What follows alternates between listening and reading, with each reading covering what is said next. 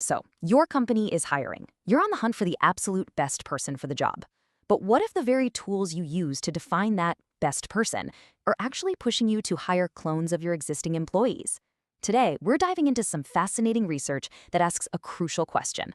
Are companies accidentally building personality echo chambers when they hire?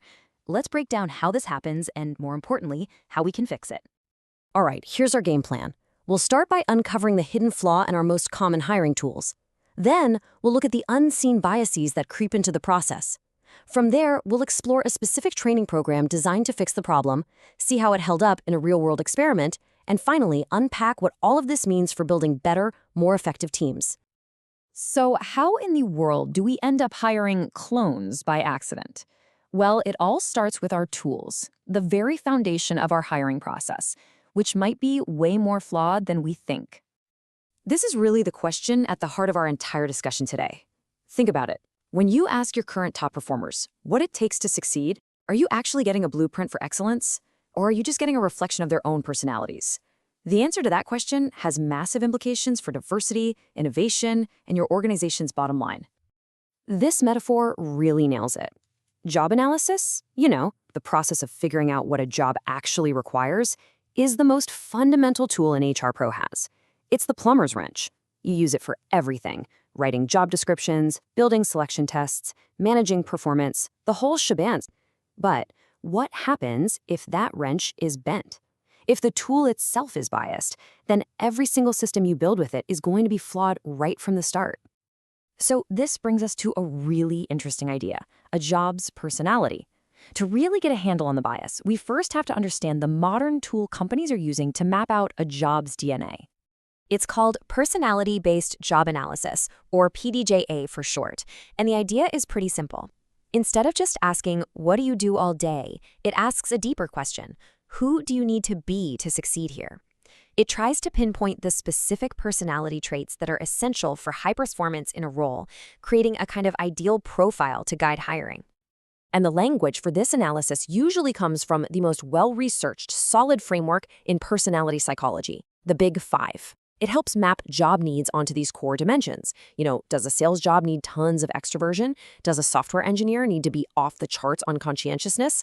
This framework is what's used to build that profile of the perfect candidate. Okay, so here's the twist. Here's where that wrench gets bent.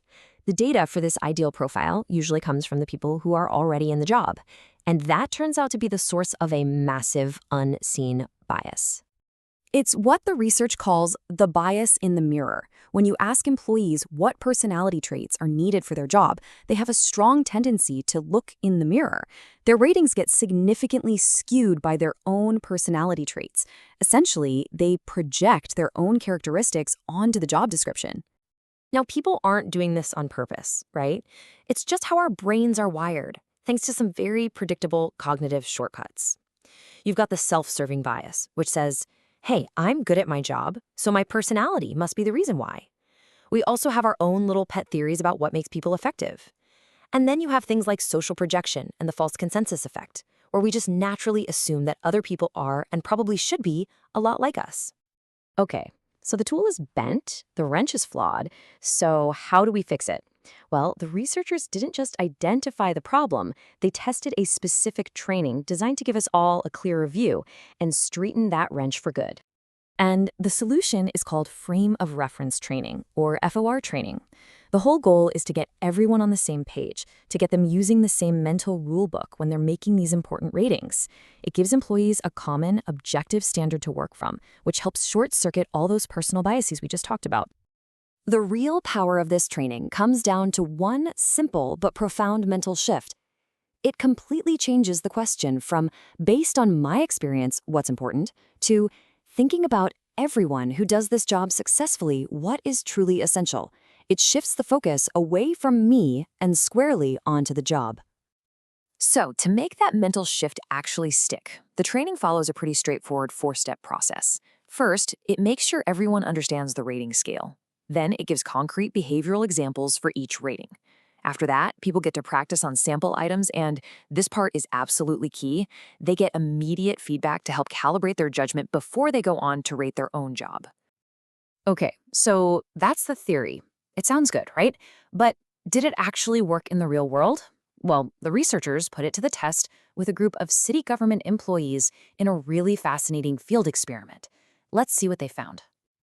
Their first big test was aimed right at the core problem, that mirror effect. They wanted to know, could this training actually weaken the connection between an employee's own personality and how they rated their job's requirements? And the results were, well, they were stunning. For the group that got the standard instructions, the correlation was 0.27. That means over 7% of their job rating was just a reflection of themselves. But look at the trained group. That correlation absolutely plummeted to just 0.07. The link was almost completely severed. Let me put that another way. That is a nearly 74% reduction in the mirror effect bias. Just from a short online training, the tendency for employees to describe the job in their own image was practically eliminated. And get this, the results were almost identical for supervisors too. But the mirror effect wasn't the only problem they looked at. The researchers also wondered about rating inflation. Our tendency to say certain traits are more important than they really are, maybe to make our own jobs sound a bit more demanding. Could the training fix this too? And the answer was a resounding yes. To put it simply, supervisors who didn't get the training were 68% more likely to provide an inflated rating than someone who went through it. The training consistently brought those ratings down to a much more realistic and accurate level. So what does all of this actually mean for you and your organization? Let's pull it all together and talk about how you can use this science to start building better teams. The takeaway here is crystal clear. Without this kind of training, your job analysis process is almost certainly biased. And that means you might be hiring for sameness, for homogeneity, instead of for high performance. The great news is that a simple web-based training can dramatically improve objectivity. This leads to fairer hiring, and it opens the door for more diverse and ultimately more effective teams. And we have to remember, this biased data doesn't just mess up hiring. It can affect your training, selection, and performance management systems too. And that really leaves us with a final thought to chew on. This research took a standard, common-sense HR tool and put it under a scientific microscope. It revealed a deep, hidden flaw, but also a surprisingly simple fix.